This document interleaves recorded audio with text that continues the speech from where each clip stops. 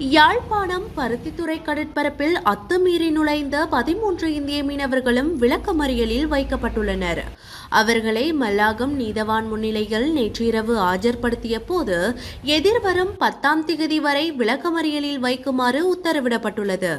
நேற்று அதிகாலை இந்திய மீனவர்களை கைது செய்யும் போது இலங்கை கடற்படையினரின் துப்பாக்கி இயங்கியதால் இருவர் காயமடைந்தனர்.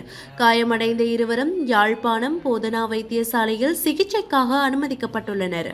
நேற்று அதிகாலை பருத்தித்துறை கடற்பரப்பில் 13 இந்திய மீனவர்களுடன் படகொன்று அத்துமீறி நுழைந்து மீன்பிடியில் ஈடுபட்டுள்ளது. இதன்போது குறித்த மீன்பிடி கப்பலை கடற்படையினர் கைது செய்யவிருந்த போது கடற்படையினரின் சட்ட உத்தரவை மீறியதாலும் மேலும் கலவரமான நடத்தையாலும் கடற்படை குழு ஒன்று கப்பலில் ஏறியுள்ளது. இந்நிலையில் கப்பலுக்குள் கடற்படையினரை ஏறவிடாமல் தடுக்கும் வகையில் இந்திய மீனவர்கள் அதற்கு செவிசாய்க்காமல் வழக்கமான பணிகளுக்கு இடையூறு விளைவித்து கடும் எதிர்ப்பை காட்டி மீன்பிடி கப்பலை ஆக்ரோஷமாக கையாண்டதால் கடற்படைக்கு வழங்கப்பட்டுள்ள அதிகாரங்களின்படி கப்பலில் ஏறும்போது கடற்படை வீரர்களின் உயிருக்கு ஆபத்தை விளைவிக்கும் வகையில் மீனவர்கள் குழு ஆக்ரோஷமாக தாக்க முயன்றதாக கடற்படை தெரிவித்துள்ளது. அத்தோடு கடற்படை அதிகாரி ஒருவரிடமிருந்து துப்பாக்கியை பறிக்க முற்பட்ட போது அந்த துப்பாக்கியின் செயல்பாட்டினால் 2 மீனவர்கள் சிறு காயங்களுக்கு உள்ளாகியுள்ளனர்.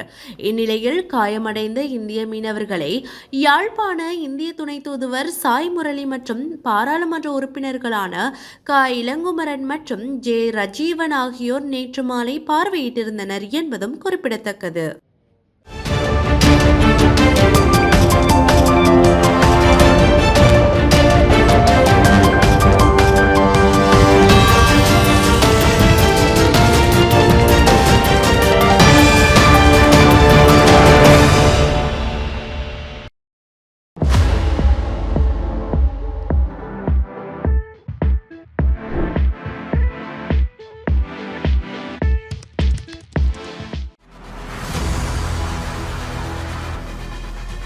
இலங்கையில் முதல் நிலை முதற்தர செய்தி வழங்குனர் வீரகேசரியின் குறுந்தகவல் செய்திகளை உடனுக்குடன் தமிழில் பெற்றுக்கொள்ள டயலாக் வலையமைப்பிலிருந்து REG இடைவெளி வீக்கி என்று பதிவிட்டு 87 960 என்ற எண்ணுக்கு குறுஞ்செய்தி ஒன்றை அனுப்புங்கள்.